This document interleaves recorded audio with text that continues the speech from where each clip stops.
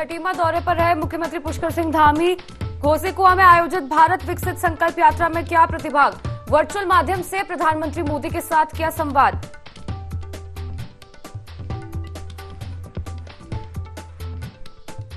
कुमाऊं दौरे पर मुख्यमंत्री पुष्कर सिंह धामी हल्द्वानी में उत्तराखंड मुक्त विश्वविद्यालय के दीक्षांत समारोह में हुए शामिल। चंपावत में कई योजना का किया लोकार्पण और भूमि पूजन।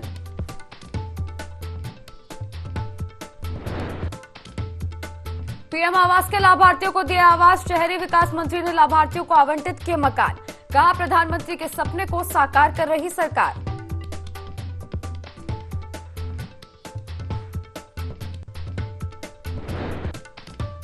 स्वामी अविमुक्तेश्वरानंद ने शुरू की शीतकालीन चारधाम यात्रा। हरिद्वार में गंगा पूजन के साथ यात्रा की शुरू। जगह जगह होगा भव्य स्वागत।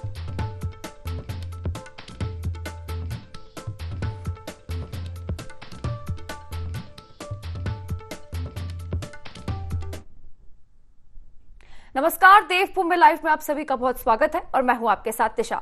हल्द्वानी में ओपन विश्वविद्यालय का अष्टम दीक्षांत समारोह आयोजित किया गया, जिसमें राज्यपाल, मुख्यमंत्री पुष्कर सिंह धामी, उच्च शिक्षा मंत्री धन सिंह रावत मौजूद रहे।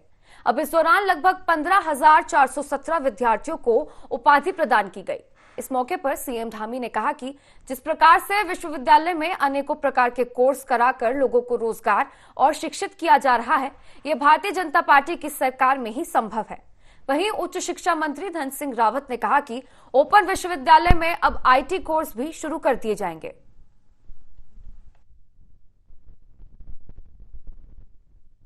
दीक्षांत समारोह आज यहाँ पे हो रहा है। अभी महामहिम राज्यपाल जी हमारे बीच में आने वाले हैं और जितने लड़के गोल्ड मेडलिस्ट हैं जिन्होंने अपनी डिग्री ले ली, आज उनको डिग्रियां दी जाएंगी और अगले साल से हम डिजी लॉकर के माध्यम से आप बच्चों को डिग्री देने जा रहे हैं।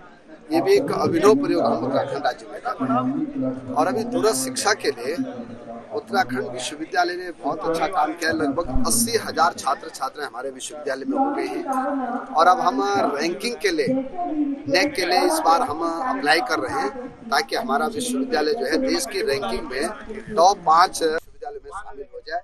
और मैं ये आशा व्यक्त कर रहा हूँ कि उत्तराखंड विश्वविद्यालय जरूर जो है देश की रैंकिंग में। चलिए अब सीधा रुख कर लेते हैं सीएम पुष्कर सिंह धामी का, जहां वो विकसित भारत संकल्प यात्रा में शामिल हुए। भारत माता की क्या बात है, सब थक गए क्या? भारत माता की, पूर्णागिरी मैया की, पूर्णागिरी मैया की, शारदा मैया की, शारदा मैया की, गोलजू महाराज की, गोलजू महाराज की। नरेंद्र मोदी जिंदाबाद, नरेंद्र मोदी जिंदाबाद। विकसित संकल्प यात्रा के अवसर पर यहाँ पर 85 हमारी पार्टी के जिलाध्यक्ष जिला पंचायत के अध्यक्ष बहन निधि राय जी, हमारे प्रदेश मंत्री जी, प्रभारी हमारे विकास शर्मा जी और मंचा सिंह, हमारे सभी वरिष्ठ नेतागण, पदाधिकारीगण, सभी हमारे आए हुए सभी मेरे बड़े बुजुर्ग, सभी उपस्थित माताएं बहनें, हमारे जिले के जिलाधिकारी श्री नवनीत पांडे जी और उनकी पूरी टीम, पुलिस अधीक्षक जी श्री देवेश टीचा जी एवं सभी विभागों से इस विकसित संकल्प भारत यात्रा में अपने अपने विभागों का प्रतिनिधित्व करने वाले के माध्यम से लोगों का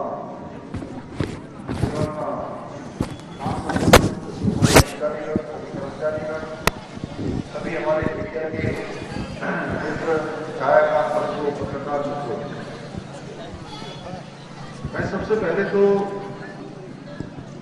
हमारे देश के यशस्वी प्रधानमंत्री आदरणीय मोदी जी का धन्यवाद करना चाहता हूं कि पूरे भारत के अंदर मोदी की गारंटी ऐसे वाहन गुजर रहे हैं। हर गांव में, हर पंचायत में, हर मोहल्ले में ये यात्रा पहुंच रही है और यात्रा के पीछे जो विकसित भारत यात्रा का संकल्प है, यानी कि 2047 तक हमारा देश हर प्रकार से विकसित होगा, उसके लिए जो हमारे प्रमुख विभाग हैं, चाहे आज वो उज्ज्वला योजना चलाने वाला हमारा विभाग हो, चाहे जल जीवन मिशन का विभाग हो, चाहे आयुष्मान भारत योजना का हो, जितने भी हमारे विभाग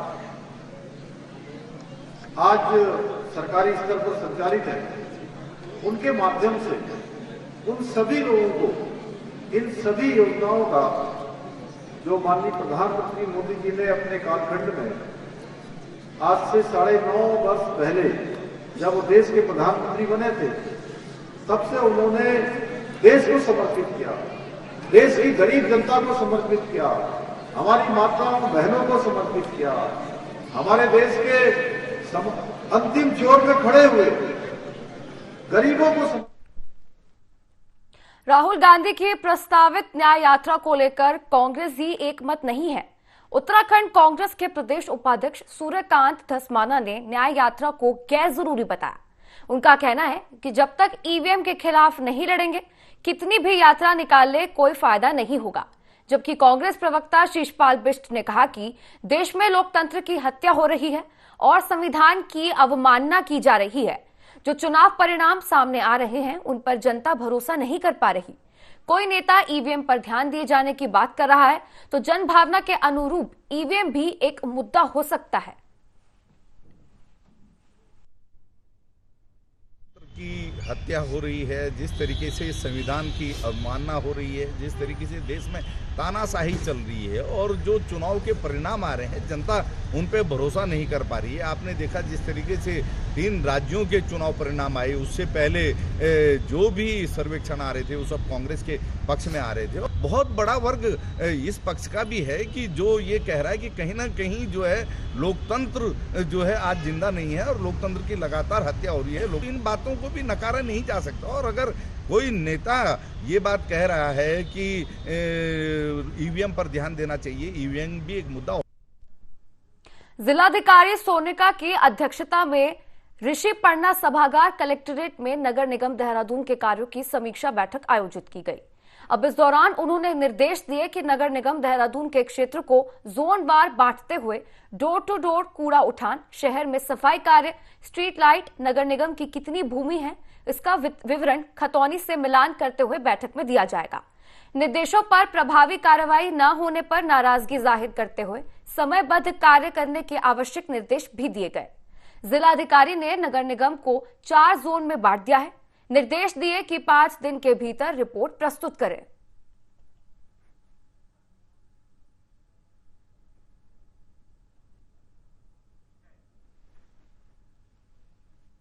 देहरादून में भू कानून और मूल निवास के मुद्दे को लेकर महारैली निकाली गई, जिसमें सैकड़ों की संख्या में तमाम संगठन और लोगों ने हिस्सा लिया। वहीं इस पर विपक्षी दल कांग्रेस और अन्य संगठनों को जवाब देते हुए राज्यसभा सांसद नरेश बंसल ने कहा कि बीजेपी और धामी सरकार आम जनता की सरकार है। नरेश बंसल ने कहा कि जनता ने सरकार बनाई है तो सरकार के फैसला जनता के हित में ही होगा। राज्यसभा सांसद नरेश बंसल ने कहा कि मुख्यमंत्री ने अपर मुख्य सचिव राधा रतूड़ी की अध्यक्षता में भू कानून को लेकर एक समिति बनाई है, जिसकी रिपोर्ट आने के बाद विश्लेषण होगा और मंत्रिमंडल में फैसला होगा जो कि राज्य के हित में ही होगा।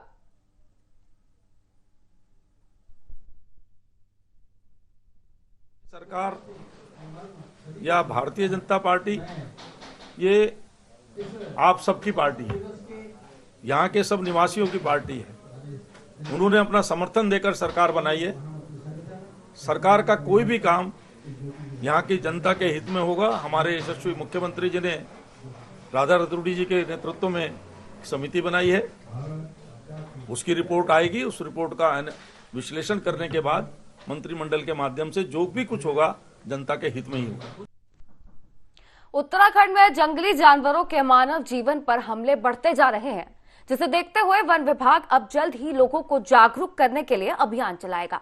साथ ही साथ वन विभाग ने हिदायत दी है कि जिन लोगों के घर जंगल के किनारे हैं, वे रात के समय जंगलों में ना जाएं और घर से बाहर ना निकलें।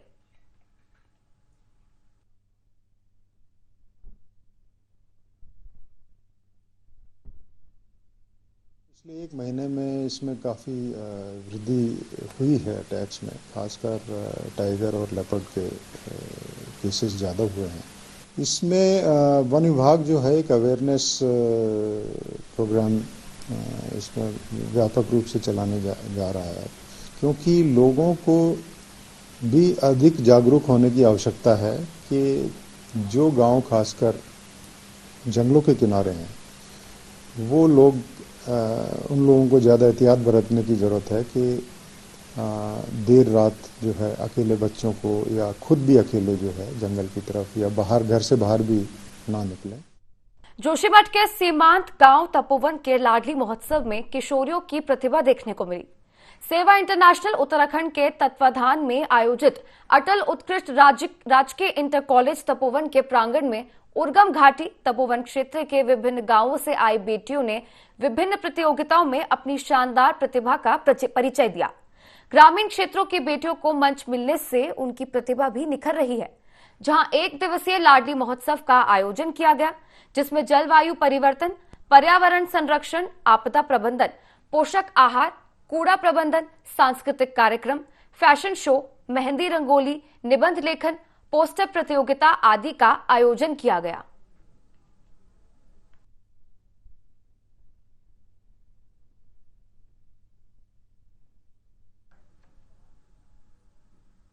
शंकराचार्य स्वामी अविमुक्तेश्वरानंद सरस्वती महाराज ने हरिद्वार से शीतकालीन चारधाम यात्रा की शुरुआत की है।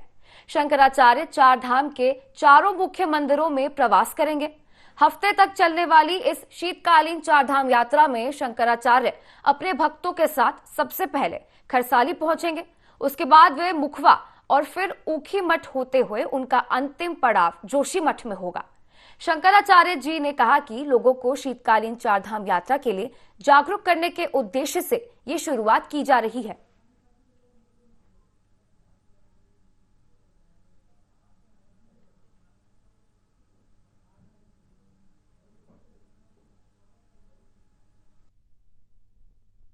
भगवती गंगा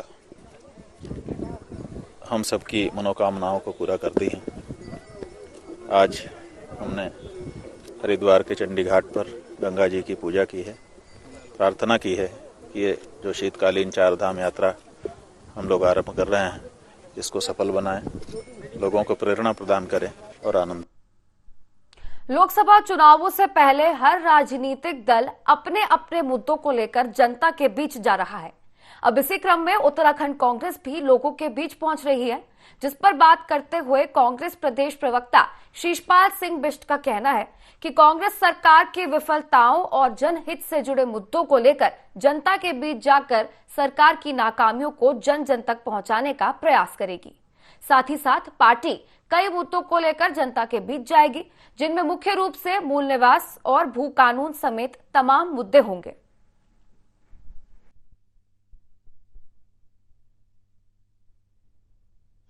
देखिए, मूल निवास और भू कानून जो है जनभावना का मुद्दा है। राज्य के आंदोलनकारी संगठन लंबे समय से सरकार को स्टैंड क्लियर करने के लिए कह रहे हैं। आप देखिए ना, मूल निवास बनता था, मूल निवास बनना क्यों बंद हो गया है, आप ये बताइए ना। और भू कानून तो यहाँ पर कांग्रेस की सरकार लेके आई थी। 500 वर्ग गज से ज्यादा जमीन बाहरी लोग खरीद ही नहीं सकते थे।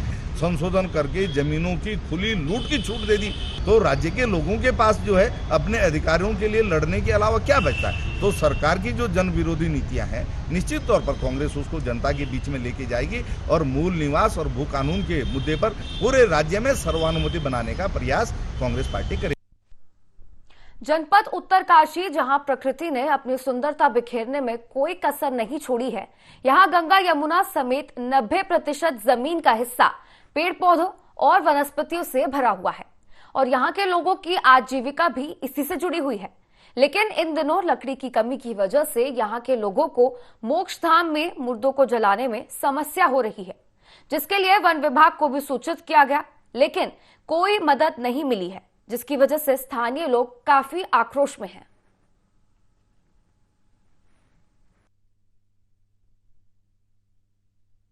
फॉरेस्ट विभाग द्वारा जो लौटे हैं, जो जंगलों में सूखे पड़े गिरे पेड़ हैं, तुरंत आवंटन करें, उन्हें ऐसे सड़ा गलाएं, क्योंकि अब आगे फायर सीजन आने वाला है और पेड़ों से जो है जंगलों में आग भी बढ़ती है इससे घाटा तो होता है, लेकिन डबल घाटा हो रहा है। ये राजस्व से प्राप्त नहीं हो रहा है, ये राष्ट्रीय संपत्ति है। इसे अगर टाइम से छापा जाए, आवंटन किया जाए वन निगम को, तो टाल में लकड़ी भी रहेगी, रोजगार भी बढ़ेगा, राजस्व भी मिलेगा। मेरा तो यही निवेदन है। आइए, हमने हरी लकड़ी ले गए यहाँ से, जिससे जो है उसको जो है जलाया भी नहीं गया ढंग से।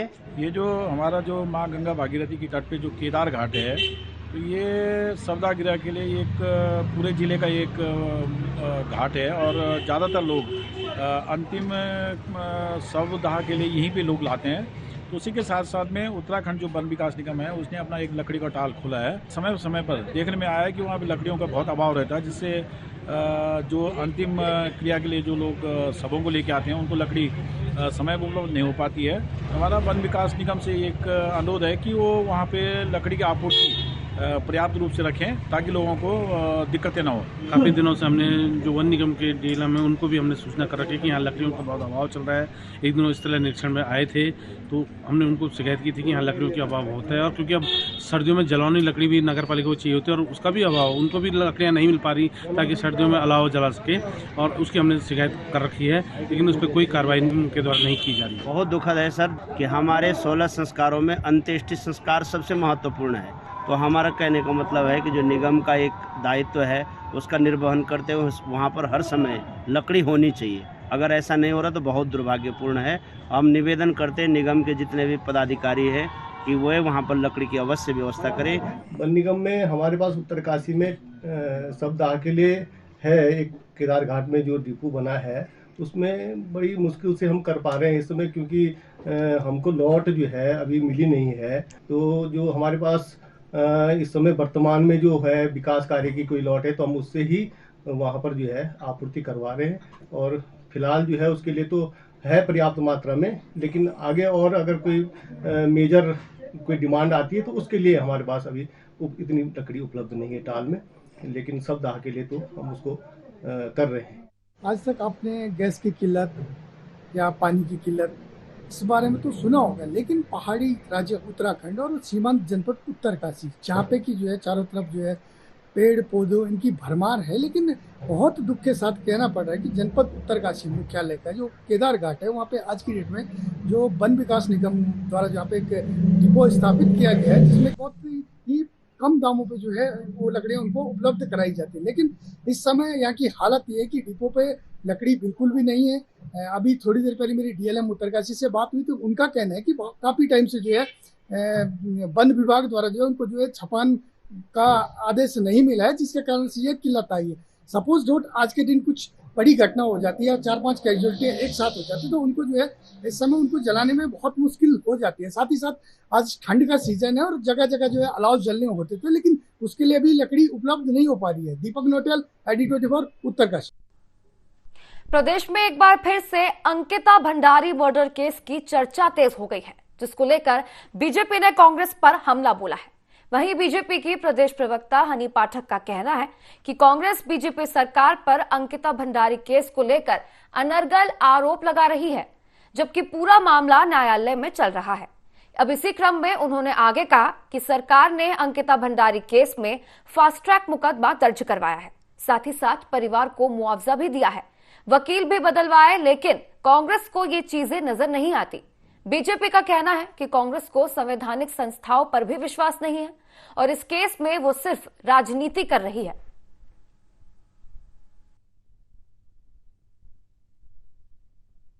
अंकिता भंडारी के मामले में लगातार हमारी सरकार संजीदा रही है। फास्ट ट्रैक कोर्ट में मुकदमा गया है, मुआवजे की राशि भी दी गई है, और किस जो आर्य परिवार था उनको पार्टी से निष्कासित भी किया गया। उनको बचाने का प्रयास कहीं भी भारतीय जनता पार्टी ने नहीं किया, और उनके परिजन जब वकील बदलने की बात हुई तो वकील भी बदले हैं।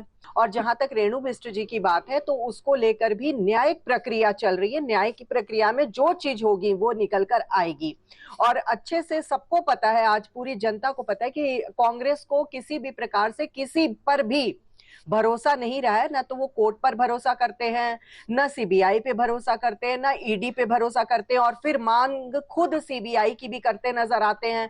तो पहले अपना विजन साफ करें, और विजन साफ करके कुछ बोले तो थोड़ा स्पष्ट रहेगा। प्रधानमंत्री आवास योजना के तहत विधानसभा में आवास आवंटन कार्यक्रम का आयोजन किया गया, अब इस दौरान उधम सिंह नगर, नैनीताल, हरिद्वार जिले में प्रधानमंत्री आवास योजना के तहत कुल 1983 लोगों को आवास का आवंटन किया गया। वहीं 15 लाभार्थियों को विधानसभा में आवास आवंटन किया गया, जिसमें काशीपुर, रामनगर, मंगलौर जैसे क्षेत्र के लाभार्थियों को मकान आवंटित किए गए। 5 योजनाओं के तहत आवास आवंटित किए गए हैं।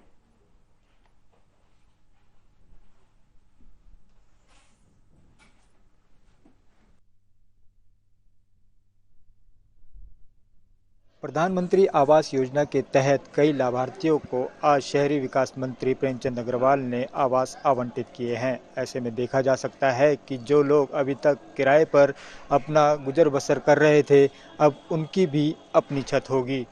वहीं उन्होंने अब देश के प्रधानमंत्री नरेंद्र मोदी को भी इसका आभार व्यक्त किया है। देहरादून से IND24 के लिए विनय सूद। जनपद उत्तरकाशी में युवा कल्याण विभाग की ओर से आयोजित युवा महोत्सव का धूमधाम से आगाज हुआ। स्वामी विवेकानंद की जन्म शताब्दी के लिए जनपद स्तर पर आयोजित इस 2 दिवसीय कार्यक्रम में गंगा, यमुना एवं टॉन्स क्षेत्र के युवाओं ने अपनी कला से दर्शकों को मंत्रमुग्ध कर दिया। इस महोत्सव से विजेता टीम राज्य स्तर पर उत्तरकाशी का प्रतिनिधित्व करेगी।